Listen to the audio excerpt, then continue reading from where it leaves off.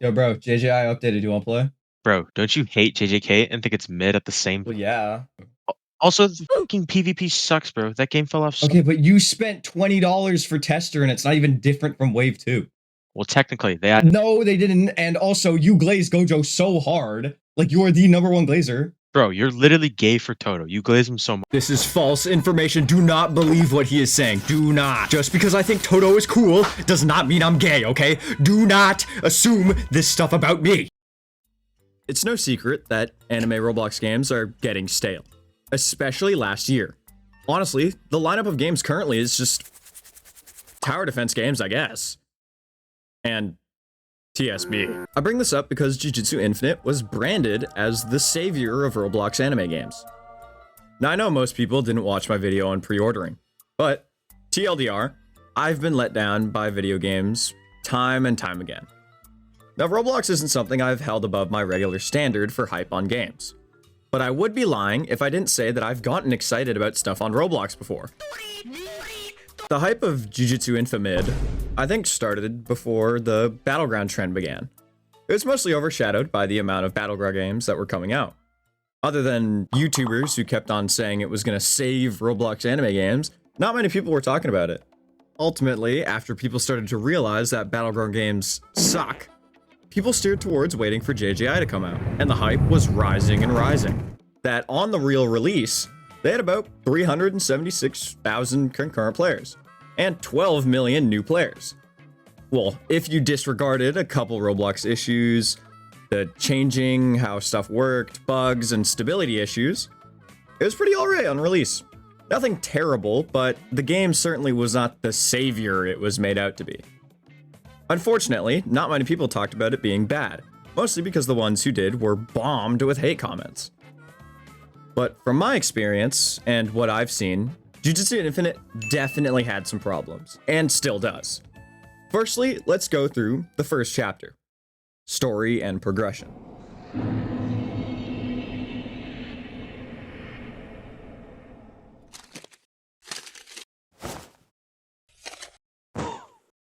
Damn it. I didn't bring my notes with me.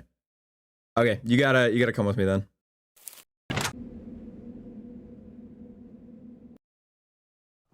Oh, what's this?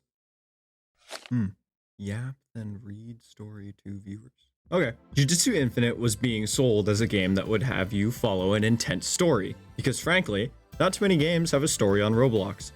The story was going to be interesting.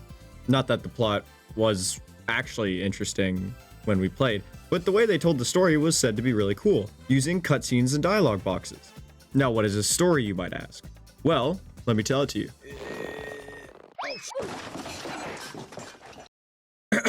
We start our story in a city, where the player and their friends just lost a battle against the evil pink demon deathman Sukuna. Just before Sukuna is about to cast his signature attack, I don't know why, he could have just stomped us, our sensei, Gojo, shows up. Using one of his innate techniques, crushes a building on top of Sukuna. The fight then moves into the air. We then take control of Gojo, and the game gives us the combat tutorial. After crashing back to the ground, Sukuna makes fun of us. Then Gojo says his signature line, making sure that we know this fight will end poorly. We then control Gojo again, teaching the player the existence of transformations and maximum techniques.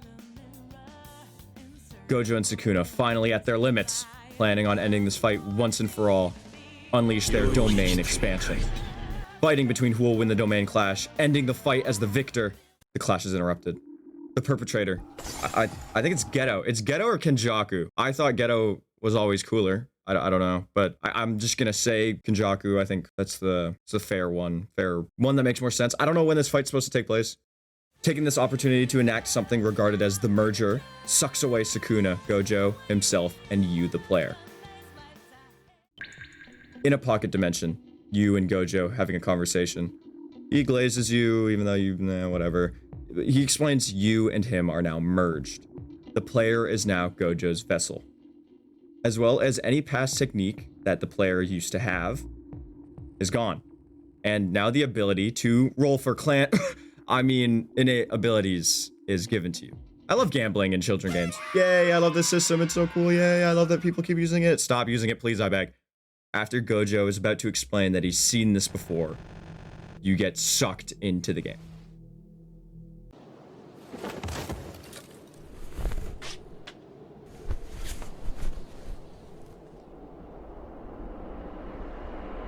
I do want to preface that I'm going to continue to play Lore Master and summarize the entire story before moving on to the actual complaining part. You know, about the gameplay and whatnot. So real quick, I'm going to explain what Gojo was saying a second ago.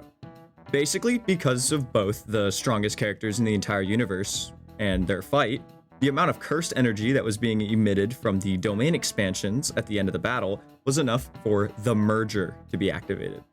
What's the goal of the merger? I have no idea. But because of it, you are now traveling on traces of cursed energy, giving you the ability to travel across time to any place that cursed energy existed. First off, dumb, but that's for later. Thrown into the main game, you are now placed in the lobby. It's Jujutsu High, except it's not, because it's actually a false reflection to keep yourself anchored.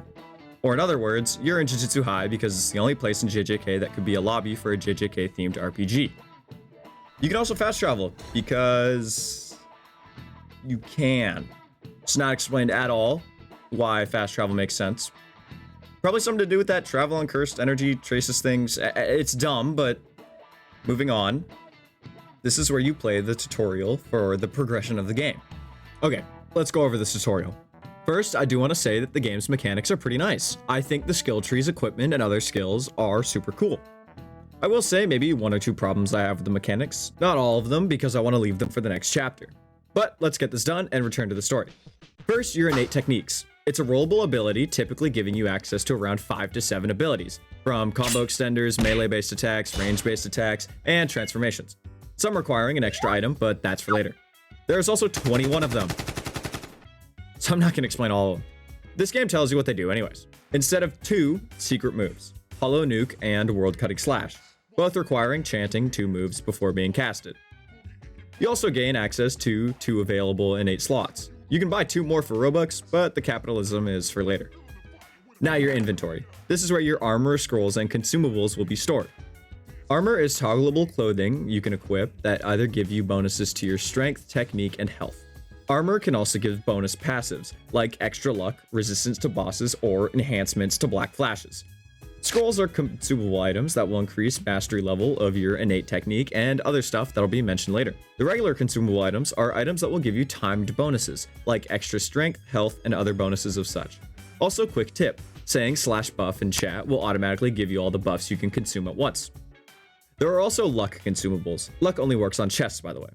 Most of the luck bonuses are gone now, so I won't mention them. But the main ones are cats, lotuses, and luck vials. Luck vials give you a bonus of 5% luck for the next 2 minutes. Cats are consumables that will last until you open 10 chests.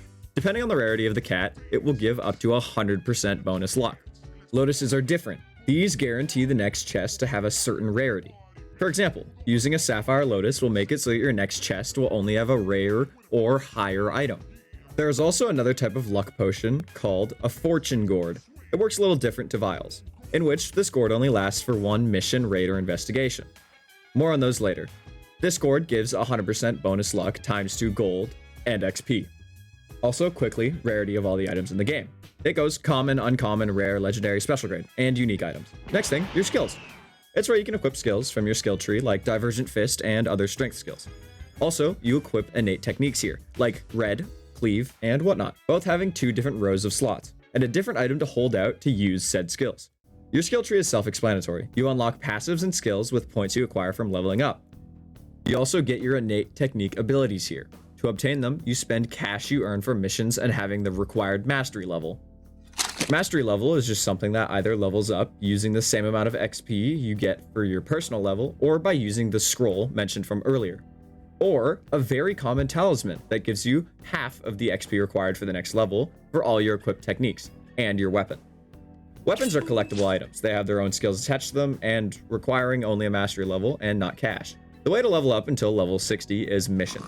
Missions are only interesting for about 5 minutes because they only have 5 variants. The variants being fight a couple curses, capture an area, kill curse user, kill a group of curse users, and kill big curse. When you walk to the mission area, you can select 1 out of 3 options. Then you teleport to the area, fight the monster, and leave. Then you do another. Once finishing a group of missions, you are then given 2 chests, the amount bigger as the higher level the quest. This is where you get all the armor, collectibles, items, whatnot. Also, luck works a little different to other games. The luck in JJI only affects items rare and higher. At 0.5 luck, you get no commons. At ×2 luck, you get rares and above. And at 3 times luck, you can only get legendaries or higher. Also, luck doesn't even work on common or uncommon items. Onto the combat. You have the classic dodge, double jump, perfect block, and block, as well as rushing and black flashes. All of these using the classic 5M1 system.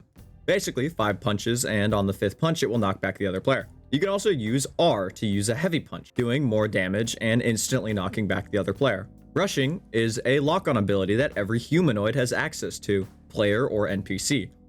You just fly towards someone and stun them. This can be parried, however. Black Flash is a move that anyone can use. It requires a focus token, which is that bar on the bottom left of your screen. To cast a Black Flash, you need to right-click, which initiates a quick-time event called casting. And during this QTE, you have to press R.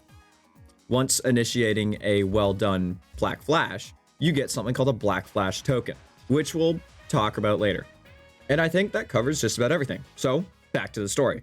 Gojo tells you to talk to the clan head about something to do with her village being attacked. It is the result of curse users and curses. However, these enemies feel different. After fast traveling to her village and talking to the clan head again, you get told to go off and fight curses in some house in the middle of nowhere.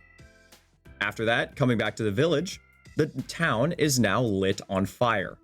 After asking around for the perpetrators, you learn they are hiding out nearby. So you attack them. And problem solved. Was this thought out at all? How is this important to the story? How is this... Anyways, after doing that completely useless mission, you are now presented with the first level cap for the next story mission. Again, something for later when I actually complain about the gameplay and progression. And blah blah, grinding level 30 now. You then talk to the clan head again. She explains there must be a reason for these cursed energy bandits to be appearing. The player is then instructed to work together with the town's investigation team to figure out the truth to these bandits. You talk to the head of the investigation team, but are then interrupted by the bandits casting a veil and ambushing you.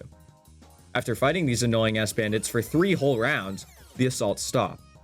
And Gojo says he is sensing a large amount of cursed energy nearby, even though there's no bandits left. Once the player investigates, you learn it is the existence of a dimensional finger. After the veil dissipates, and talking to the investigation head again, you now learn that the finger is most likely the reason why the bandits wouldn't leave the village alone. You are then hit with another level lock of 30 more levels. I didn't even talk for a full minute, and you already got hit with another level lock. Wow. Once talking to Ghost Gojo at level 60, he says that we have been making a name for ourselves in this realm. I don't know about you guys, I haven't seen anyone speak to us that knows our name. We also feel like we are the cause of the current issue, which I'm confused on how. Maybe we should have been stronger to kill Sukuna or stopped the merger somehow. Anyways, Gojo doesn't deny the fact that it's our fault, but says we've been helping out a ton and should go on a solo mission. Even though all of our missions have been solo so far. This story makes no sense. We're not even halfway through, and I am getting sick of this, but whatever. Basically, the finger we found is making rifts in this realm, and Gojo found one of the rifts. And no one else can go in the portals, other than us, because we have an interdimensional technique. I wouldn't call it a technique, more of a reflex, but okay. The rift is an investigation. I have many problems with the investigation system, but I need to keep this video in order, so I'm just gonna say this for now. This is where you get all your items, levels, and armor for now, so missions are out the window. I'll go through the difficulty and whatever later, but I will talk about the crafting because it's quick and easy to explain. You get an item from all investigations and bosses, and basically you can use that in the crafting area to trade for the item you're trying to get. TLDR, it's a solve to the issue of RNG. So, pretty neat. After completing the investigation, instead of being hit with the usual level cap, you get to talk to the clan head, because something very important is happening. She explains there's a curse with one eye and a hole in its chest, who is the reason for a bunch of people going missing.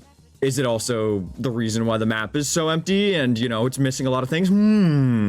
Anyways, we go investigate and learn that it's because of the rifts. The finger bearer is attacking people, or people falling in the rift. I don't know, it's never explained. I'm guessing because the bearer hasn't been seen in the open world that it's people falling in, I guess. Even though it looks, you know, like those, I wouldn't walk in there. I don't know. Anyways, you go in and fight the finger bearer. It's bosses. I'm not gonna explain bosses. Bosses works the same as investigations. You go and kill the boss, get chest, leave. You talk to the clan head again, and she wants to meet at a fishing town called Umi Village because there's a weird whirlpool there. Talking to the clan head in Umi Village, she says there's a storage of dimensional fingers that have been moved mysteriously. Wait. Okay, wait. So there's a stockpile of these fingers that we never get told about that the storage exists. You know, even the excuse that they kept it secret, you know, you're not a high enough level, it would make no sense because we found one. If we found one, they'd go take it. We go, why you want it? And they'd probably explain why they have them. Why are you storing them? And why has this not been explained? This story is terrible. Anyways, it's played off as a joke because Gojo might have moved it because he's just our little goofball. The clan head then says she's thinking too hard and ignore the facts. You're missing a stockpile of cursed dimensional fingers, the ones which endangered your village. You know, you could also have a spy or a bigger enemy at play and you don't care. But you know, writers are hard to come by. And we've had such great achievements recently, so we get a promotion. Promoting is a system that removes your current level lock of 60 and gives you sorcerer clothes. In exchange, you pay money and mission essence to remove it. It's just another progression lock on top of the already level lock of the story, but later, that's for later, remember, that's for later. Ooh, I thought the story was actually going somewhere, but thank God for the level lock, or else I would have started getting invested in the story and paid attention to realize that this writing is terrible and doesn't make sense. Whew, thank God. Dodged a bullet there. Alright, I think you get the point I'm making. I'll stop yapping and complaining and get this story done so we can... I don't know, so I can complain later, I guess. Once we talk to the clan head, she says the whirlpool near Umi Village has been active for days. So, we investigate it. Once reaching the whirlpool, we see a rift appearing above the epicenter. The surrounding area is destroyed, and Gojo mentions there are dead bodies around. Where? We go back and report what we've seen to the clan head. After talking to her, we are interrupted by a tsunami. We have to protect the town by placing massive boulders on the shoreline, saving the town and getting another level lock. After getting to 120, you can level up your sorcerer grade to grade 3. Then talking to Gojo, he says he's found the curse that caused that tsunami. Teleporting there, you fight the ocean curse. When you fight Dagon, he releases his first domain expansion we've seen since Gojo's fight with Sukuna.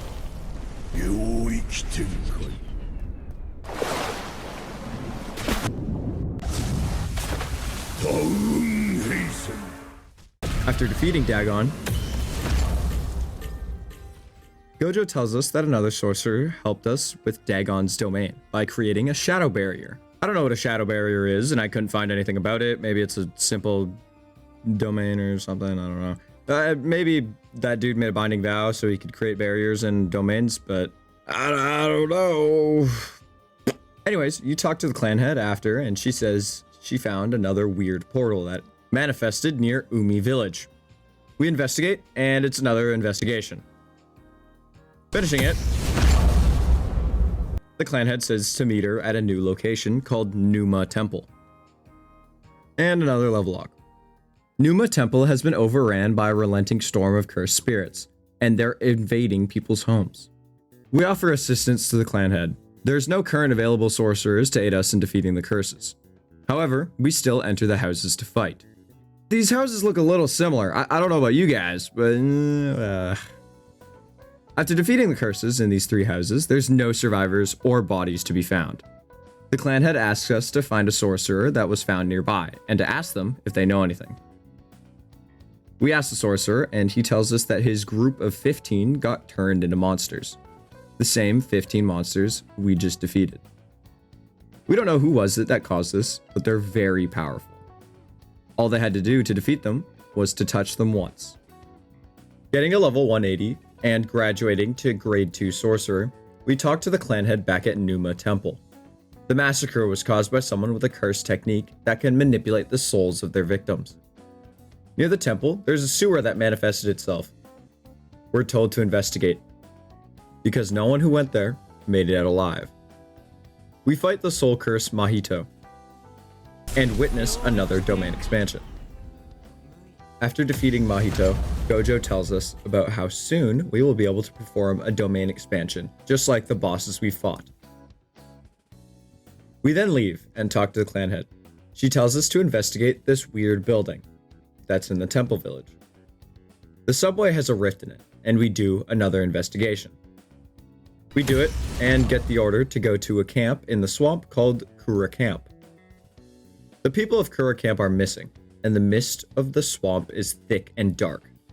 We are told to eliminate some curses in hopes that it will fix the town's mist problem. Our character gets summoned into the mist, where we find a man lying on the floor. Some curses and rogue sorcerers attack us. And that's it. Level lock. After getting grade 1, the people of Umi village have started to report seeing magma while hunting. Investigating the site where this all begins, we see a friendly sorcerer who warns us of a nearby rift causing the increasing temperatures. The surrounding area then erupts, releasing magma all over the village. We return to defend the village from the raiding curse users and to save the survivors from burning alive. As you take the last one to the safe area of the fire, a giant meteor appears, coming down to crash into the village and flattening the whole area. You destroy the asteroid and save the village. The clan head has located the rift where the volcano curse causes all this havoc from. After defeating Jogo and talking to the clan head, you do another investigation.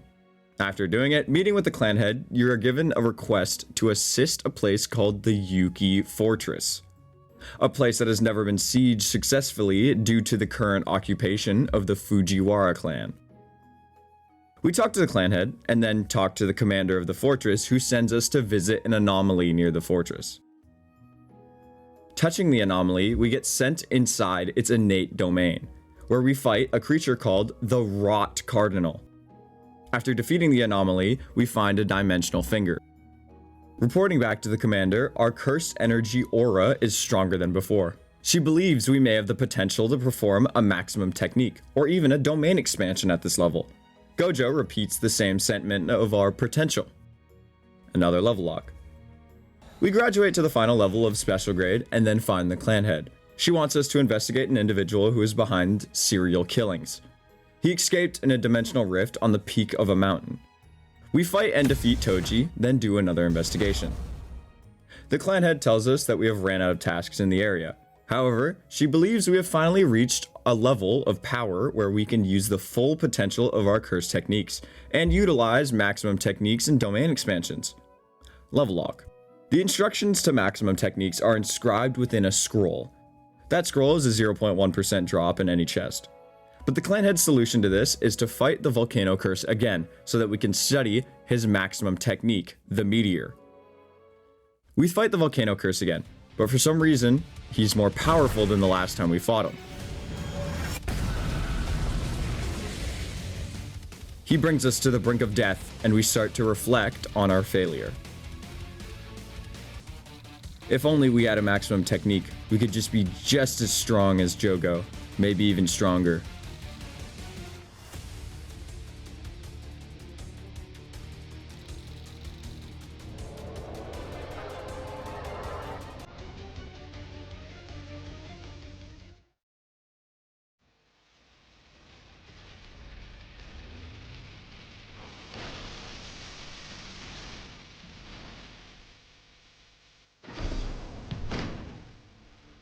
Using our newfound maximum technique, we eliminate Gojo and return to the main game to find a dimensional maximum technique scroll in our inventory, using it to unlock one of our available techniques.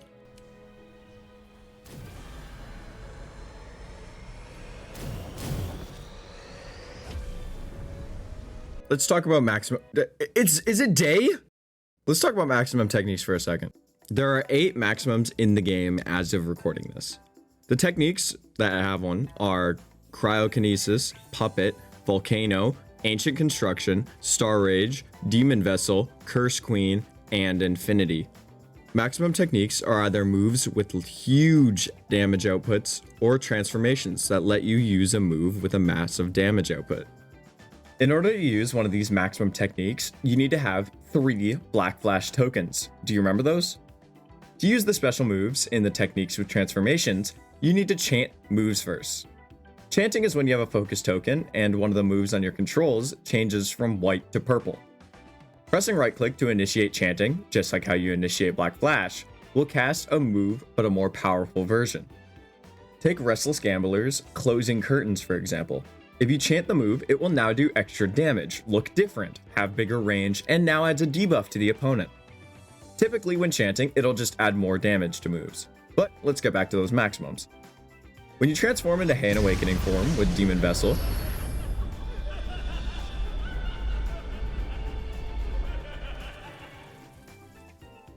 two of your moves are now chantable.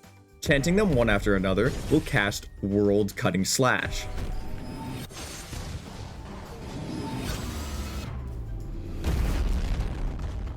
And while we're on this topic, we might as well talk about Awakenings and Energy Natures. These two items are not featured in the story, I don't know why, but they're special grade drops from chests, and they are one-time consumables that will evolve your character's abilities. Using an Energy Nature Scroll will give your character a new passive, typically upgrading the moves Divergent Fist or Curse Reinforcement. Reinforcement gives you an 8% defense buff, and Divergent Fist gives your M1s 10% extra damage. Each nature has a rarity of either common, rare, or legendary. The upgrades either give the ability to proc status effects or extra damage on your Divergent Fist. Consuming a Purified Cursed Hand will give you access to a cosmetic and new passive ability. You can also pick only cosmetic, which is a nice touch, because these arms look like beef jerky. I don't want to have them forever. Anyways, unlike energy natures, most awakenings are actually useful, giving either 20% more focus gain, M1 damage, 10% more divergent fist damage, or passives without having to wear a certain armor piece or owning specific skills in a skill tree. That was a really nice side note, but unfortunately we have to actually go back to the story. So, after a 60 level lock, the clan head explains that the fortress commander of the Fujiwara clan sent an elite squad to fight a curse user who goes by the title of the King of Curses. With the elite celestial squad defeated, we are the only person capable of defeating Sukuna. We find his dimensional rift. He has been collecting dimensional fingers to get stronger. Starting the fight off strong, we can actually do it. We can defeat Sukuna. No. We are still weak.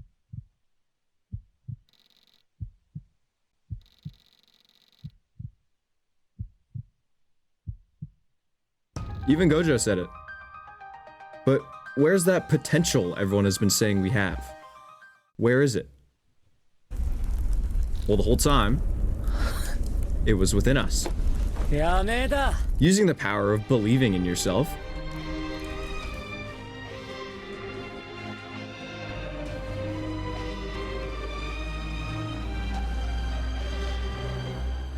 we engage in a domain class. What? Dude, ref, he's cheating. I didn't even start with enough domain bar. He's also insta-casted right out of the cutscene. That's not fair. Ref, do something. Sukuna, you bribing bastard. Fuck you. Obviously joking, because it was a bug. I don't really care that much. You unlock incomplete domain here, and usually you'd have a domain clash and beat Sukuna. You don't unlock one of your own domains here, because much like maximums, you need a special item to unlock them. And no, there is no dimensional domain shard, so you actually need to grind to find one. And I think it's like a 0.1 drop, maybe less. I don't know. I still don't have one. I don't know. I don't really want to explain domains. Everyone knows what they are anyways, but you make a big bubble and you get certain buffs in them or become able to use certain attacks. And one cool thing about the innate domain is it's actually personalized to whatever innate techniques you have equipped. So since I have Sukuna, Ancient Construction, and Gambling Fever, there's slot machines, there's that weird little effect there, and there's a shrine. You know, kind of cool for them to do that for the domain. Also, one thing I didn't know is that if you cast your domain and no one's inside it, it stuns you for a good like 10 seconds. Once defeating the big monster Sukuna, it's time to celebrate. Never mind, okay. I guess we just get back into the missions. There's a village nearby reporting that there's weird things happening. When investigating the area, a giant version of the inverted Spear of Heaven appears out of a portal in the sky.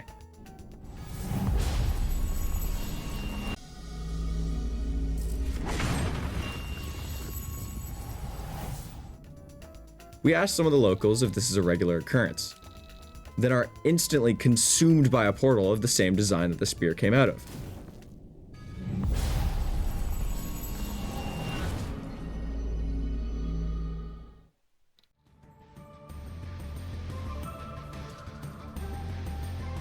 A massive monstrosity appears and casts a hollow purple. We have to run away on floating crystal rocks in hopes of giving Gojo enough time to teleport us out.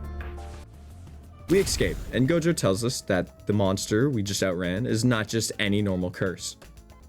That curse used to be an insanely powerful sorcerer. However, he got a boring death from a normal weapon. The resentment and hate of his unfulfilling death transformed him into that monster we see now. He's trying to break out of his dimension and seeking to destroy others. We are sent to investigate an area that seems to have weird energy. More portals of the same design appear.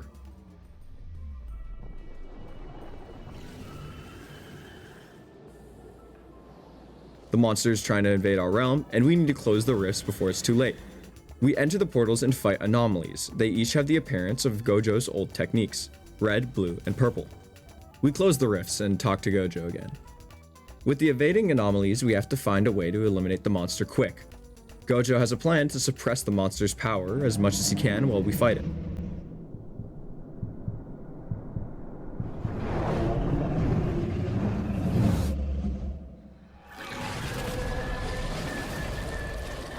After being taught the tutorial of the raid boss, I'll talk about it later, we're almost done. Gojo takes us out of the dimension to give us time to recuperate and to refine his own suppression abilities. We then fight the monster, and put a stop to his invasion. And that's it. Pretty abrupt, huh? Yeah, I'm gonna be just as abrupt.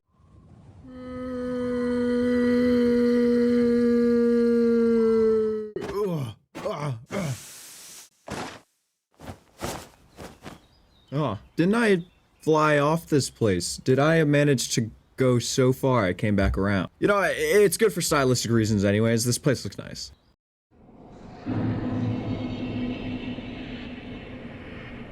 Let's talk about the basic combat first.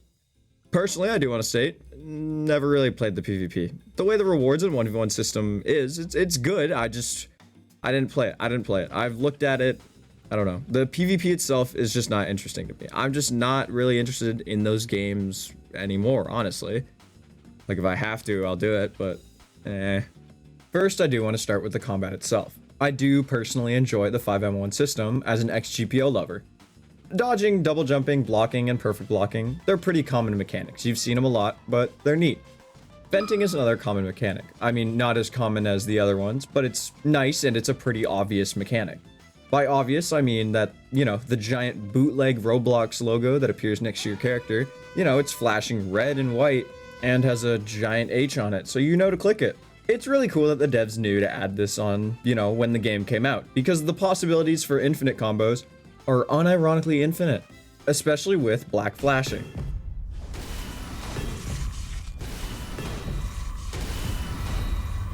On to black flashing. In its source material, it's an incredibly difficult technique, requiring the user to be able to apply curse energy within 0.00001 seconds of a physical impact. I like how they implemented the fact that, well, technically, anyone can do it. It's just really extremely difficult, so lore-wise, it makes sense. Of course, it's obviously not as difficult as the anime in the game, but I like how it's a mechanic and not just a skill you can buy in the tree. This skill tree is one of my favorite parts of the progression of the game. I'll talk about it later because, you know, mechanics first. Rushing is one of the mechanics that set this game apart from the regular combat games. Obviously, it's not the only game to have it, but it's a mechanic that really fits for a JJK game. Rushing really adds that feeling of the fast-paced fights of the show. I'm glad JJI isn't one of those just copy-paste, brand-type Project Strongest Anime Battlegrounds online games. It really tries to stick to its source material. Other than, well, the moves, because obviously most games have really good animations and effects. Back to Rushing. It's not only a very nice addition due to it staying faithful to the anime, but it's also very well implemented. Rushing seems like a very broken ability. When broken down, if you get rushed, your screen goes gray, a giant red arrow comes off the person rushing you. Rushing quite literally is impossible to be ignored. And the perfect blocking window is just, it's very generous, as well as a lot of the other moves. Rushing overall comes off as a very nice mechanic, due to its great balance and faithfulness to the source material. Some people don't like it, but I think it spices up the combat. It's kind of just a thing some people like or don't like. But it's nice that they're trying to be unique and, again, not a copy-paste grand type Project Slayers, Anime Battlegrounds online games, you know. Now onto the abilities and innate techniques. It's a given that I do not like the goddamn clan spinning system. If you didn't know that, watch my AOTR video. Come on, and just buy the membership while you're there. It's basically right there. I mean, it's only a click away. Like, come on, please. To play devil's advocate, I don't really have another idea that would be faithful to the source material or a good system in general. Or I do, and I haven't came up with it yet. So stay until I get to the fixes, and then you'll know. I do think that the game releases a moderate amount of spin codes, but the game also has these daily quests, which I think give each about 10 spins a pop, and there's about 8.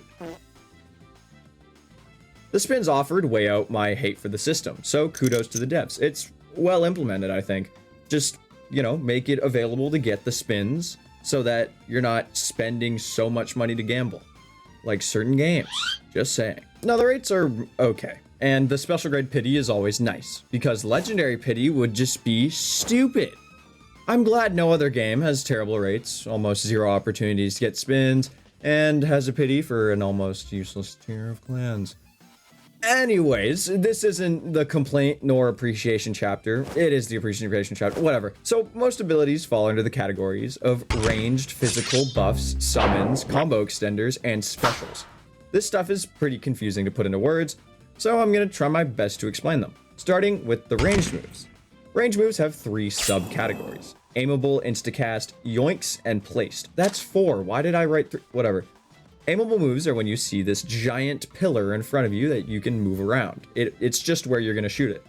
Instacast moves are moves where you kind of just instantly summon the projectile. It's the name. Yoinks are moves that will either bring the enemy closer to you or to an area where you place the ability. And placed moves are much like aimable moves, but instead of coming from your character, they're placed down, like towers in a way. Now, physical moves. The physical subsections are melee moves, grabs, charges, and counters. The melee attacks are the ones where you just use the move and it casts in front of you. Grabs are exactly what the name is. It's a move where you grab the enemy in front of you. Kind of just like regular moves. Some grabs can be ranged and some can be placed. Charges are when your character dashes towards an enemy and either bring them along with you or just do damage to them. Counters are just counters. There's no further explanation. It's just, you know, you do it and you get hit and it works, it counters them. Buffs are either transformations or just regular stat buffs. Transformations are timed moves that change your character's appearance while offering stat buffs, most of the time unlocking extra skills or improving skills. Stat buffs are temporary buffs that just offer extra stats and usually no other effect. Summons come in 3 different forms: towers that stay still or follow, and people. All summons can be destroyed, but can offer as a good distraction, or as a free escape from someone else's combo, or even give you a free combo extending opportunity. Stationary towers are just turrets that are placed down and usually snipe from afar. Following towers are turrets that'll stay next to your character while shooting. People are exactly what you think. Summonable people. They're just NPCs. No other explanation. Combo extenders. I don't think I have to explain what a combo extender is. The subsections are ranged, grabs, melee, and AoE. Ranged extenders are just like regular ranged moves, except they stun, or they can teleport you right to your opponent. Grab extenders are exactly like the name. You grab them and they stay still. Similar to regularly punching someone, except the stun's longer. Melee extenders are a lot like grab extenders, except some of them are ways to ladder combo, or offer opportunities to land an easy rush. AoE extenders are just massive moves that, if an opponent lands in it, it's an easy combo. Now, special moves. These are moves I just can't explain because they're just so weird. There's no topic. They're really just, you know, special. First, we have AoE moves. These are massive AoE moves, usually maximum techniques. I guess I could have called them ranged moves, but whatever. Next is Boogie Woogie. I can't describe Boogie Woogie, especially because it uses the systems of targeting certain people, swapping in range or melee. You can also feint the swaps, which definitely can't be explained under, you know, a blanket topic. I guess it could have been in this section. It's called Jujutsu Kaisen Mumbo Jumbo. Basically, just, I can't explain them. So, first one is Mugen. It's a buff that you use that makes it so you can't be hit by anything for a short period. Another one is Straw Doll Resonance. It's basically a move that makes it so you can punch an opponent anywhere after using a move on them. And lastly, Distorted Inflation. It's just a giant move that turns you into a spike ball. Again, I'm explaining these because there's mumbo jumbo in this game along with the blanket terms, because some moves are really well explained and some aren't. Again, that's for later. I'm done talking about how the skills work. Now, domains. I'm in a better mood now, because I just don't have to keep playing the story, so I'll explain domains a little bit better for those who actually don't know. First off, domains are actually pretty faithful to JJK. Every innate, from legendary to special grade, has a domain expansion, except for Puppet. Once dealing either enough damage or taking enough damage, your domain bar will fill to 100%. Then you can cast your domain.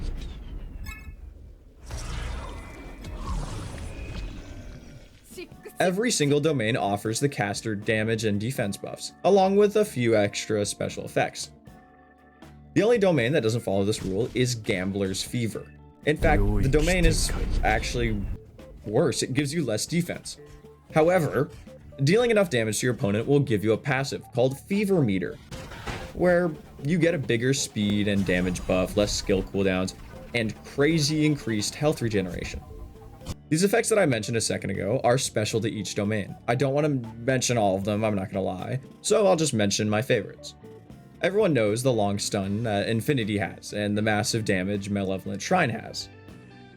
So I'll talk about the sort of more unique ones that not everyone knows.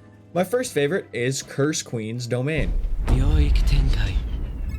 Unequivocal love.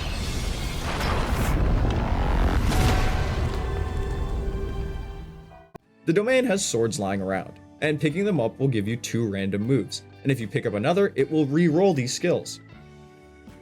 My second favorite is Judgment's expansion.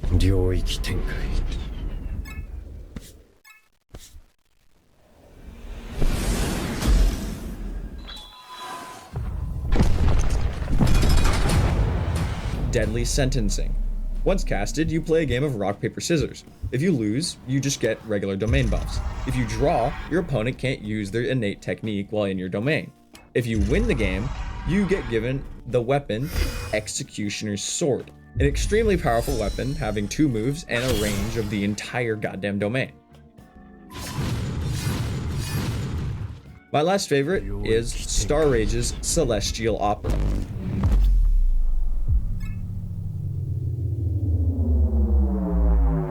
This domain gives you Infinite Mass Meter, a bar that changes the attributes of some of Star Rage's skills, increasing the damage and changing the move entirely. Your opponents are also affected by a 10% defense debuff. I think I explained domains pretty well, and I've already explained maximum techniques, so let's skip over techniques and just go to the curse tools. Now, I vaguely explained the weapons earlier, but I'll go into a tiny bit more depth here. Because, while there isn't really too much to it, most weapons are all special grade tier. Most of them are all direct references to JJK, but even the weapons that are original/inspired creations are pretty cool. They have their own mastery levels to unlock their abilities. I don't know if the weapons deal more damage than basic fists. I don't know if I figured it out, I'll put a clip up, but I don't think so. In my opinion, whenever I'm fighting a boss or doing an investigation, I barely use my curse tool, except for the start of the game where you have 0 abilities, so you gotta use basically everything you have. But late game, weapons are basically used for traversal. I don't know about PvP, they're probably more useful there though. And that should be everything about the combat of the game. So, on to the meat and potatoes. The progression. So first I want to talk about the missions, the main way you level up before investigations. I've already explained it, so let's just move on to my opinion. Well, the fact that they only have about 6 variants doesn't make them pretty fun. They get stale after a while. And the thing I find weird about them is that they have a different XP and cash values. But the thing is you can just re-roll these missions if you don't like it. So what's the point in playing the capture one if the fight user one gives better rewards and is completed faster? I mean, the nice thing about them though is that the missions are usually done quickly, and the rewards scale with your player level. Why can't I complain yet? I want to complain! Oh, what? Just wait, dude. But why though? It's your video. Why can't we just all do it at once? Because I'd like to keep it in order. It's, you know, it's easier for the viewer to digest if we just keep one part negative and one part positive. Plus, your entire purpose is to do this video. The reason I made you is because I can't talk about JJK because it's just so terrible and mid. So just do your job, dude. Hey, wait, what are you grabbing? Hey. Anyways, on to whatever that loser wanted me to do. Let's talk about the skill trees. Now, I actually really like the skill trees in JJI. The mechanics for all the character progression is actually Really well done, in my opinion. I think it's fun and it's interesting. The skill trees are split into 4 sections. The first one is health. Each level gives you a skill point that you can spend, and the average skill is around 2 to 5 points, and almost all the perks have 3 upgrades. As of recording this, I think you can only get a total of 480 skill points, as per, well, 1 per every level you get. The health tree's main focus is on total HP, parrying, and reverse curse technique. The health nodes just give more max health on top of the base health you get for leveling up. The parry upgrades let you gain focus bar for perfect blocking, or let you gain health upon performing parries. And now the reverse curse technique, the most important part of the health tree. RCT is a skill you can get for 30 skill points, and can be changed later into the tree to another type of RCT for 60 extra points. RCT, when activated, will take a focus bar and heal you over time. When using slow RCT, you usually want to continue fighting due to the healing effect actually speeding up from increased damage. It says on the wiki the minimum it can heal is 8% and the max is 14%, but I don't know if you need to attack or something. I think it's just RNG if you get less. I don't know. But the other type for 60 points is burst RCT. This one will use 1 focus bar and you will charge up for 2 seconds. Then it will heal you for 15% of your max health. It will replace RCT when you collect the skill, so it's a decision whether you want to use one or the other. Other than upgrades and RCT, the health tree, much like the other trees, offer a couple perks near the end. There is Binding Vow, Arm Sacrifice, Heal Support, Death's Door, and Brain Heal. Arm Sacrifice is literally just in the name, it's what you think it is. You lose your arm and you get a buff for it. The buff is that when you activate this skill, a little green wisp follows you, and once you take lethal damage, aka you die, you lose your arm and survive the attack with some extra health. So basically you get a revive. And also one neat thing is you can actually repair the arm with RCT, but you cannot use Arm Sacrifice again in the same life due to, well, that would be broken. Heal Support makes it so that you can heal people nearby when you use RCT. Death's Door activates when you have lower than 25% health. In return, your healing skill's potency is increased by 50%. Brain Heal is a equipable skill that takes 10% of your health. In exchange, it gives you 10% of your domain bar. And that's the health tree. So now on to the focus tree. This tree is focused around your black flashes and focus bar. There are nodes that give increases to your focus token limit, going up to 5. There are also nodes that upgrade your black flash damage to an extra 30%. The 30 skill point node is Vampiric Black Flashes. With it, you gain health from black flashing. There are 2 extra nodes that you can do to increase the amount of health the vampirism does. Then a couple nodes to increase black flash damage. Then there's 2 new perks you can get. The first one is Lock In. When purchased, you earn a permanent 0.25 increase to your focus gain. The other one is Total Concentration. After black flashing, you get 5 seconds where your moves are 5% more powerful and the cooldowns for them are 10% shorter. You can also purchase this one multiple times, increasing the amount of time that your sort of total concentration lasts. And the final perk of the focus tree is the Sparks of Black. For 60 skill points, this perk reworks your black flashes, giving you 3 variants to utilize in combat. The first one is an extender, where if you cast and jump, the black flash will ladder combo them and drain the enemy's focus bar. The second variant is described as a starter. You cast and hit the rush button, and your character will teleport to the enemy, and they will now be affected with a debuff where they cannot use RCT for 20 seconds. The last black flash variant is a finisher, where you use the same buttons as before you bought the perk to initiate it. Once you cast and heavy attack, this variant will send your opponent flying and will confiscate their curse techniques for 3 seconds. The Sparks of Black also offers a secret ultimate final black flash. If you land 3 black flashes within 30 seconds of each other, you will initiate a special black flash, where you recite Yuji's words, and release a black flash that deals a great amount of damage and sends the enemy flying. That was the focus tree. Now on to the technique tree. This one mostly revolves around utilizing curse energy, using it to give yourself temporary buffs, counteracting domains, and a couple damage moves. There's mostly technique damage improvement nodes and a couple skills like Divergent Fist and Second Impact. And for 40 points, you can unlock Chanting. The other side of the skill tree lets you increase the amount of damage chanting does, and unlocks the opportunity to get 2 skills and 2 perks. The skills are Simple Domain and Hollow Wicker Basket. The perks are Curse Vision and Barrier Mastery.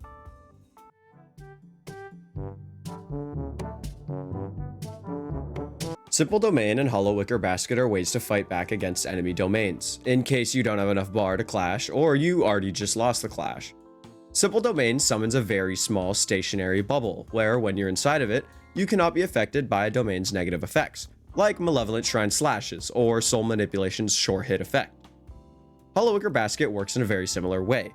It creates a bubble, except it is only on yourself. And you cannot use innate techniques while it's active, but you can move around with it. Curse Vision is a passive, and it makes it so that you can tell when someone is able to perform a domain expansion.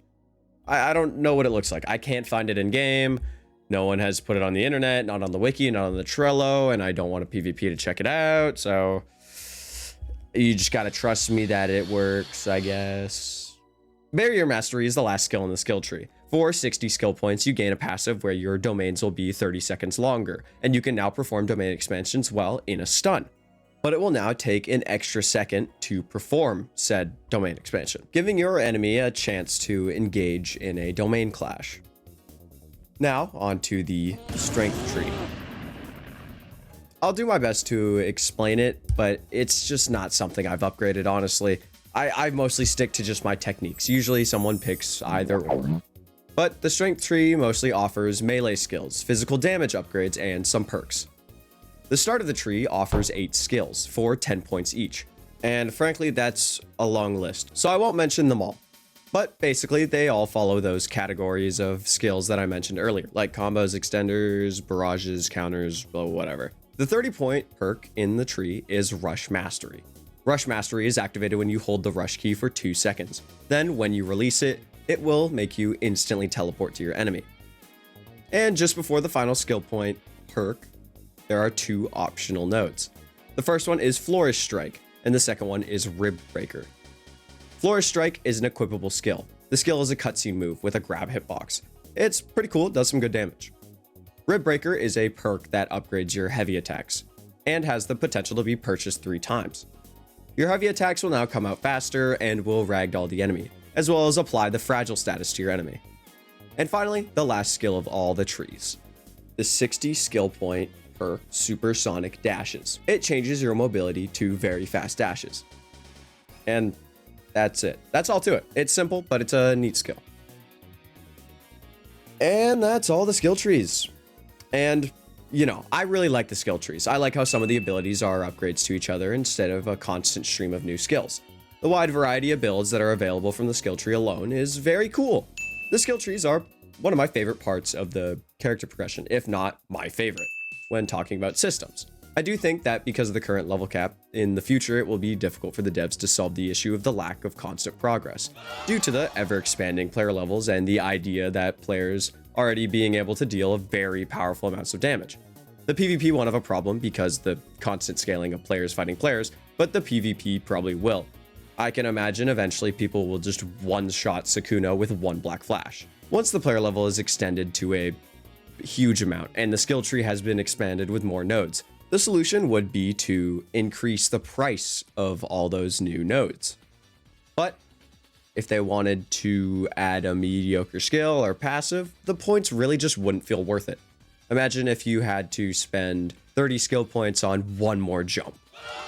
So, what's the solution? We'll probably just extend the tree massively. However, that will require an insane amount of work from planning, scripting, animating, VFX, and bug fixing. The thing about the skill tree is that the devs have dug themselves a hole. With the amount of progression and the amount of options they tried to give the player to make the progression enjoyable, the future of the game will require insane amounts of work for the developers. Just by giving the players so much, it'll be a difficult job just to consistently release content on the same level as before. That's probably the reason for the instant decline of players. The minute you get to max level, I don't know, that's it. And then people don't come back for updates. There's not a lot to go for. I mean, you come back, what, to go spin for the next innate technique? There's just not a lot for other players. you know, it's another way to look at it is that Awesome Ninja Games, in the name of making an enjoyable game, their lack of planning and organization has dug them a very deep hole for themselves. And this is a way bigger problem at hand, and I'll talk about it more, you know, later in the video. Oh yeah, what's up? You're reading ahead. Not to mention you're reading my part. Oh, yo, my fault. Please don't do it again. It's fine. Just don't do it again. Yeah, I do. Sure, no problem. Technically, there is an innate skill tree, but it's more of a mastery and money progression than an actual tree. So let's start with talking about the mastery. I think the mastery system is okay at best. If every ability required an item, it would make the acquirement of domains and maximums less enjoyable. And making it so that you just earn the skill with enough mastery would just be boring. Now, I do want to talk about the money, but honestly, I have nothing positive to say about it. So I'll save it for later, and, you know, when he wakes up, I'll let him talk about it. So the daily quests were already something we talk about, and they are a nice addition.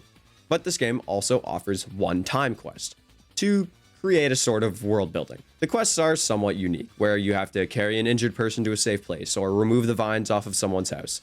They're quests for easy XP and chests, and it's a nice break from the boring and repetitive missions and investigations. It's also a nice reward for exploring the world. There is a quest where you can change Demon Vessel's fire arrow to a chantable version in the Awakening form. I would talk about it a little bit more, but it would just be unnecessary. I just, you know, I hope they do more and add more quests like that in the future. But let's move on and talk about the main progression that you will be spending way too many hours wasting away doing. The bosses and investigations. Now, the bosses are all pretty fun except for, well, these two. But that's mainly because they involve way too much dodging and overall just feel like a waste of time when I could be fighting Sukuna for half the time and double the rewards. In fairness, all the boss fights are enjoyable to an extent. The utilization of dodging the boss's attacks and that they get stunned, giving you a chance to attack them, is a simple but effective system. It overall depends on the person, but I think it gets the job done. It's okay. Most of the bosses can be done quickly and enjoyable enough that you can fight them repetitively.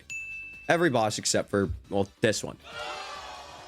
At around 50% health, they usually release a domain expansion, in a way to try and keep you on your toes and try to get you to clash with them. I'd say bosses are fun and enjoyable. There's nothing I can say about them. They're mostly, if you're enjoying the combat system already, then you'll enjoy the bosses. But for the investigations, I have a different opinion. To be fair, it's all up to personal opinion. But I honestly hate them. But I'm gonna try and critique. But in fairness, they are uninspired, boring, repetitive, and overall feel like a chore. But again, that's for later. Investigations have 4 waves of objectives. Each are randomized. The first, third, and fourth cycle between 2 different objectives. The first one, you will either collect some rocks or fight some curses. The second one, you will always fight a large curse mini-boss. The third one, you will either eliminate curse users or rescue civilians. And the last one, depending on your selected difficulty, is either 2 large curses or a finger bearer. During the objectives, the map will constantly have curses spawning in 10-second-ish intervals. For every objective you complete and every curse you defeat, this meter will increase. It's a DMC, skate, whatever style meter. When you see this meter go up, your chest luck will increase. Depending on your difficulty, the rates will change too. Now the mechanics out of the way. Investigations suck, but I can't talk about that yet. Investigations are a nice way to fool around with your abilities while earning XP, money, and items. And I don't really have anything to say about them other than that. The system where it encourages players to play with other people in investigations and bosses is cool. Depending on how many players you get to play with, the base luck rate is usually increased by, I think, 5% per player. Now on to the last bit of the progression. The grades. Frankly, grades are stupid and lazy. Grades are a nice way to give the player good clothes in case of someone not having good luck throughout their progression. Honestly, that's the only positive thing I have to say about grades. But speaking of luck, time to talk about chests. The chests are a nice way of getting items in the game. It is an alternative to the end screen that just says what you earned. I'm not saying it's worse than, I'm just mentioning. I do wish that there was an option to auto-collect chests, because when I'm in the middle of a fight and I get a chest, it kind of just gets in the way of my rush key and my M1s. Then it proceeds to block the middle of my screen, and then I have to open the other 3 that I got. Sorry, not critiquing. I like that this game uses mission-specific chests to spice up the gameplay loop. You will be grinding at different locations instead of, you know, the same one over and over and over and over. However, it is a little bit of a double-edged sword, because if you want to grind on, let's say, the subway map, that map just sucks completely, so it steers me away from trying to get the Viscera Scythe. Thank God it was in the daily rewards and that's how I have it. But you get my point. In my opinion, some of the items also just really have bad rates, especially the weapons. 12 of the 17 obtainable weapons are a 0.25 drop chance. Technically, I did defend rates in AOTR video, that one that I did earlier. If you haven't seen it, go watch it, please. So it's up to you if you think the rates are fair. As someone who has still not gotten a domain shard, having played 100+ hours, I feel like I'm allowed to complain. Disclaimer, I waited for the black market to, you know, have a trade, and I got one now. But it took me about 105 hours to get a shard, I'm just saying. Speaking of black market though, to attempt to fix that issue that I just mentioned I had was black marketing and crafting. Not the black marketing of against Roblox's TOS, of course. Yeah, just jokes. The crafting still requires playing on the map though. The black market is the greatest solution of it all. You might be getting a lot of bratwurst while playing JJI. You know, they look really a lot like sausages and you're probably confused. What the hell do I do with these? The market is where you will be spending all of those fingers. Because no one wants to trade for them, because they have no other function. Which is good, they made it a currency, that's smart. The black market refreshes every 6 hours, and offers 8 different trades. The black market is what sets the average price for player trades, which is a great idea to mediate fruit inflation. Sorry, something slipped into my mind. But that's what I have to say about chess. And something small I do want to mention, the style of the game. And by that I mean the design, the GUI, the models, and the effects. Obviously not the #1 important thing in video games, but it's still amazing that this game looks nice. The model of the weapons and clothes are amazing, and I really like how JJI decided to go the route of customizable, equipable clothing. I do want to talk about the open world, then I will figure out how to revive him. The setting of the game I do think is very nice. I think the locations built are all very well done from an artistic perspective. From a gameplay perspective, I have a little more different of opinion, but all the boss maps look very nice and function very well in a gameplay perspective. Because they're just boxes. They're just boxes. It's not that hard. I think giving the player an open world to explore is a nice touch.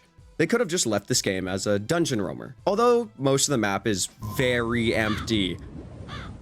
There are 3 world bosses that spawn every hour the server has been up, and they guarantee 5 of their respective items, where you can use them to craft 4 wearable items to increase your luck. Personally, I think they should become passives, but, you know, that new loadouts they added kind of solved my issue with it. And one last thing, just before I revive him, AFK world. You know, some people hate it in games. I think it's, you know, with the spin system, you might as well just offer it, like, overall get a positive 0 instead of saying the -1 with just the clan system. Okay, I finished the positive part of the video. It's his turn now. If he's actually, like, you know... Yo, dude, it's your turn. Wake up. I don't know what to... Wake up. I don't know what to do. You get to complain about JJK now. I thought that would work, honestly. Surely this has got to wake him up. Actually, you know what? I have an idea. Holy moly, I am the Grail. Oh my god, oh my, no!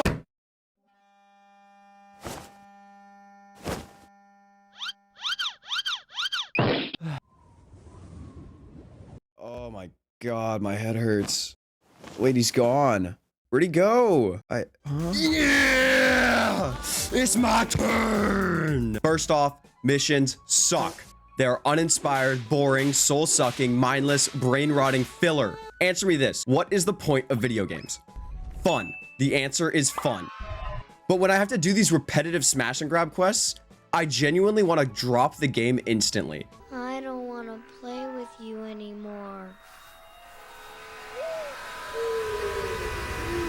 If it wasn't for the extra innate slots, innate bag, and my luck in getting fun techniques, I would genuinely have never made this video.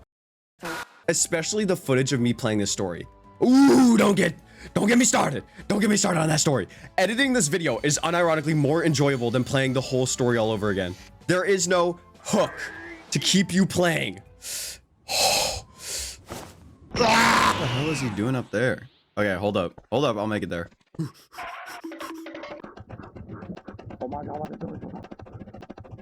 Okay, dude. Whew. I get it's your job. It's your turn, but just turn it down a notch. Just a little bit. Whoa, what, you wanna hug or something? No. Okay, I feel just a little better now. Now I'm gonna say this now, just before this chapter starts. This will be fast, negative, and filled with a attempt at constructive criticism.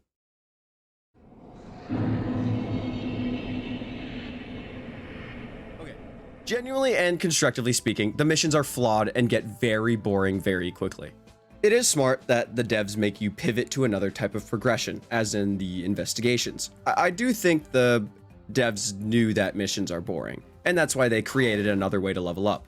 However, even though you can play both investigations or missions, the amount of XP offered for both is just not an acceptable amount. The only thing that made me continue through this pain was the story. And yet, the thing is, for, you know, subjectively speaking, the tolerance for people differs, and I have played Roblox for so long that I have a lot of tolerance. I still had to play the whole story with ×2 XP on, though. The monetization doesn't have permanent ×2 XP. I had to purchase it several times. I still have to, you know, keep this video in order, so back to missions. My overall gripe with the leveling is the XP given. I don't have any ideas to overhaul the entire leveling system. The best I can suggest is for the game to permanently increase the XP by ×2. This game does have items that you can get out of chests, and I've seemed to not focus on them yet, which is a little embarrassing. I think I should have. There's a lot of common food items that increase your XP and mastery, and yet with ×2 XP and these items, the XP is still just not enough. And I found myself running out of these items several times in my progression for this video. I find that the XP is the main issue of the game. The progression requires a strong desire to complete the game. The mastery system also comes with its issues. The inclusion of mastery boosting items is a great idea to combat this problem. However, I only found myself not having a problem with it because of my 4 innate slots. The innate bag and slots are the only reasons why I never had a problem with the mastery system. Whenever I reached a checkpoint in the mastery level, I would get 4 new skills I could learn. And having to pick between 4 was fun in my opinion. I had to choose whether to buy 1 more skill or not be able to increase my grade without grinding more. But the thing is, in order for the mastery system to work, it requires your innate techniques to be an interesting or fun ability. And typically, the only interesting abilities are the special grades. When spending cash to acquire a skill, if you don't have an interesting ability, it may encourage people to use skills in the trees more than your abilities, which is probably the reason why I never upgraded the strength tree. I feel like this game wasn't planned out from the start. At least not everything was. Much like how I plan my videos, the devs found an issue and instead of changing the old, they just kept adding more and more stuff. If the progression is boring, add more progression. If the clan system requires luck to have good skills, add skills in the tree. If the map is too big, add fast travel. I'm not saying that they have to remove old content to fix problems. It just feels like it comes off as an afterthought. The whole map feels like an afterthought. I never played during the testing, and I'm too lazy to interview my friend who did the testing, mostly because he won't pick up my calls. But I get this feeling that JJI was meant to be a dungeon-based progression with rebirthing, and not an open world quest type game. And I feel like the story was shoehorned in. The amount of story that is in the game is practically 3 cutscenes and that's it. None of the plots really flow into each other. The only parts that I feel like they have been kind of properly built up is the little flavor text before Mojito. Sorry, Mojito. Stop, don't yell at me in the comments. And the bits before Jogo. The story is a constant line that has barely any connections to itself. Everything that doesn't mention your character being able to soon perform a maximum or domain feels like filler. They build this plot with the dimensional fingers and you being Gojo's vessel. Then they kind of just forget about it and say, go fight this guy now. This story is kind of illusioned so that the game has an excuse to say, we're unique, we have a story, we're not blox fruits. The thing about the maximum technique and the domain parts of the story, I feel like they didn't know where to put it. They kind of just went, okay, we finished the cutscene and the whole boss fight. Where do we put it in the story, boss? I don't know. Put it after you fight Jogo. It's, you know, somewhere near the end of the game, right? So let me get this straight, boss. You defeat him, and then you fight him again because he's stronger. Yeah. Obviously, that's an exaggeration. I don't truly believe that they're mindless idiots, but I don't understand why they made a story that's just useless. The whole thing about you becoming Gojo's vessel is literally never brought up again.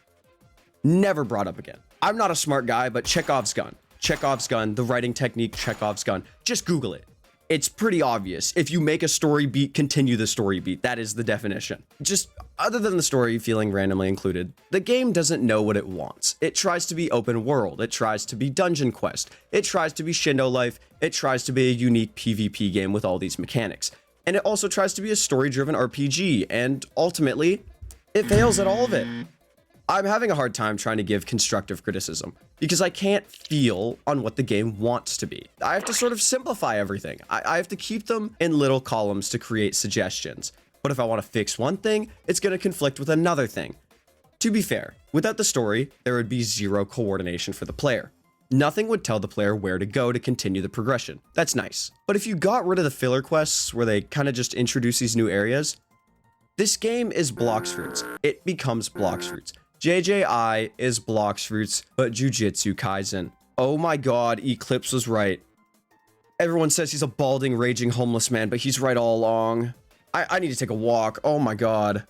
To sum it up, when they were making this game, there were too many chefs in the idea kitchen.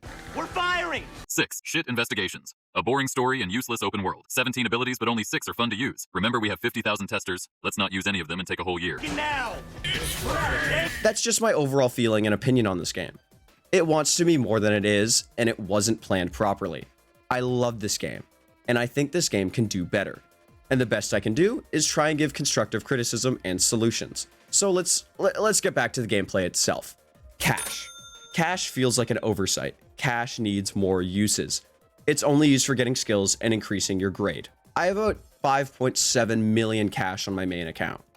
Once you get the abilities you like and have reached the max grade, cash is now useless. Like I mentioned before, I keep seeing myself run out of items that I need while leveling.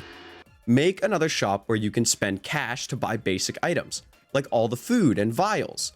And while I'm talking about items, the black market is a great idea.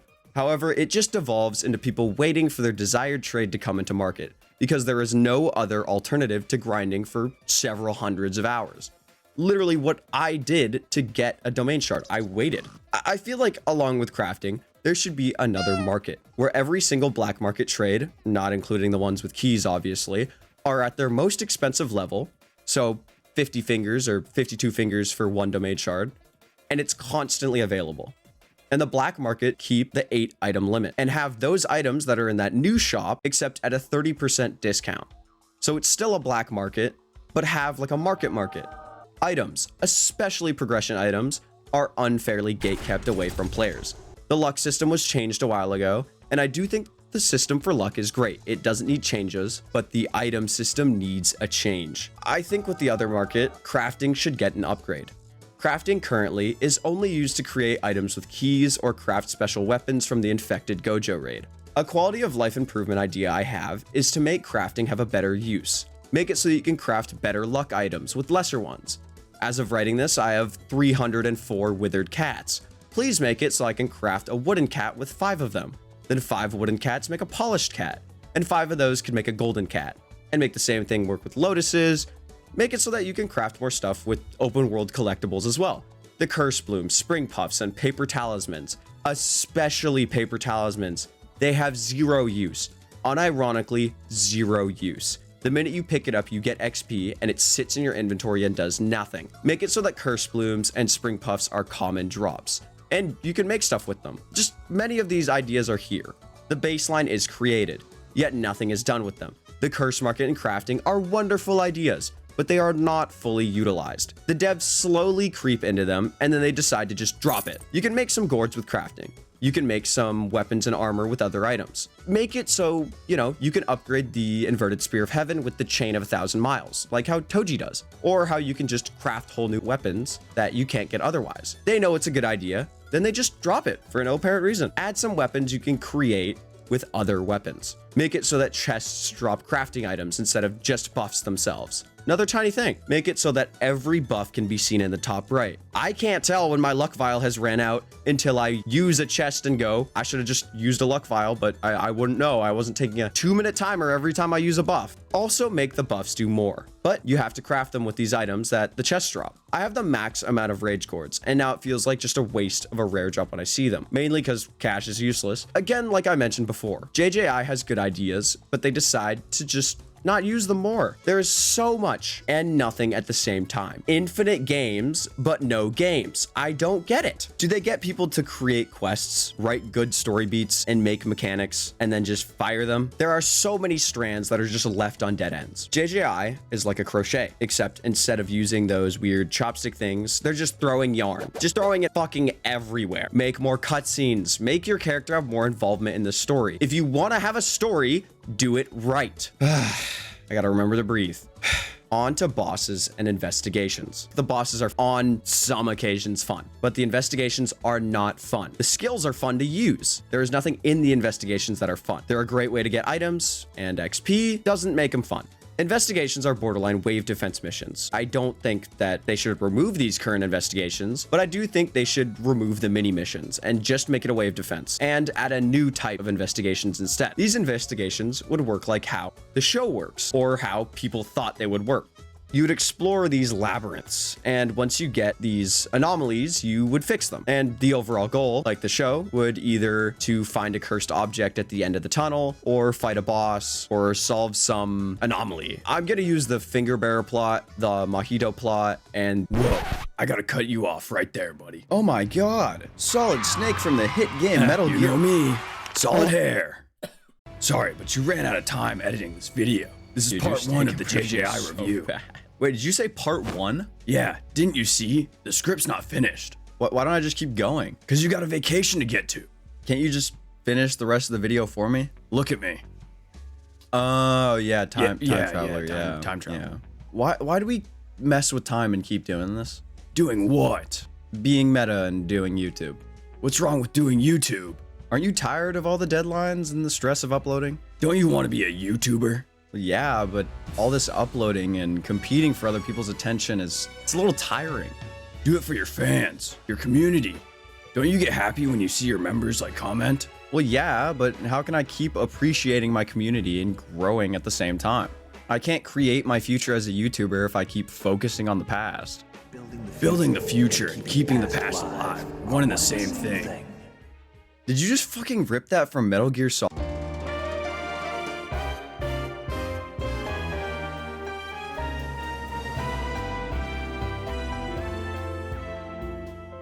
Obviously, for those who have watched my channel so far, you know I do a little something special at the end, so I thank you for staying. I'm gonna start delegating it to the members, but real quick, I do really want to apologize for having to split this video in two. Unfortunately, that bit wasn't a joke. I am going on vacation for an entire month, and I don't believe it's fair that some of my members have been paying for months, and I haven't even released one video since that AOTR one that gave me the members. And so, you know, I really just want to apologize to everybody. I want to apologize to my members, and part 2 of this video will come soon enough. Now, time to thank you individually, my members, and I'm gonna put it into Google Translate so I say it properly this time. And quickly, before I thank them, by the way, my members, I love them, and you could be one of them. Don't forget, buy that membership. And actually no, don't buy it yet. Buy it after July, because that's when I'm back, and I'll be doing a bunch of stuff. And I don't know, I'll post my photos of my trip for my current members, because I'll still feel bad for them.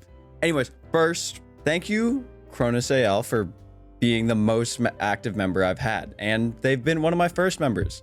And they've stayed with my channel for the entirety of June, even though I didn't upload a single thing that month. Helena Che did as well. However, I believe they have not sent a single message, so I have no idea what their standpoint on me is.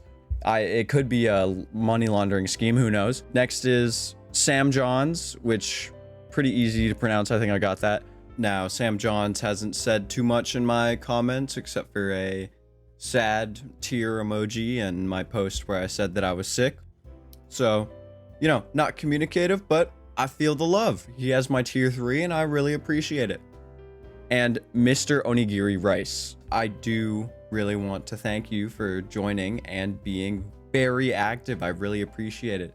You know, he's been talking on all of my posts. He's been talking about, you know, because I actually, well, I can't spoil it, but Mr. Onigiri Rice, I really appreciate it. And finally, Anurag Venom Singh. No, I didn't forget you. I know you only bought my tier 1 membership for a day, or sorry, for 1 month, but I still hold you dear to my heart, like I do for all my members. And if you're still here, remember, for every member I get, better the rewards, the better the exclusivity. More members equal more posts, more days of early access to my videos, and maybe they'll be the first people in my Discord server when I hit 50k. I don't know. Okay, but I'll let you go now. Drive safe, fly safe, and be great.